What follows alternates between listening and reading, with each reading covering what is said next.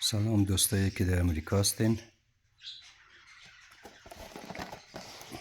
شما اگر ماشین کالاشویی دارین، ماشین کالاشوییتان نیاز به پاککاری داره.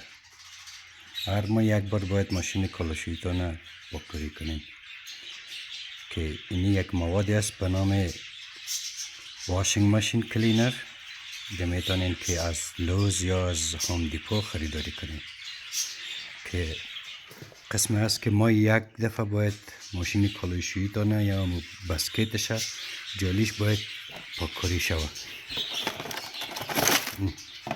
به این شکل است.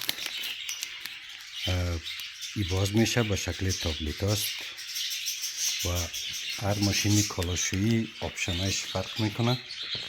بعض ماشین کالاشویی هست به شکل دیجیتال است به نام کلین واشینگ ماشین یا رقم خو. شما هر آپشنی که به خاطر ماشین کالاشویی تان دیدید، ماشین کالاشویی ما که است اینجا یک آپشن داره به نام باسکت کلین، که باسکت کلین میزنین ایره میارین در سر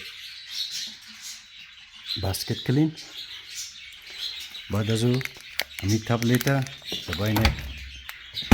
در بین ماشین کالاشویی میندازین. متوجه باشین که ماشین کالاشویی تان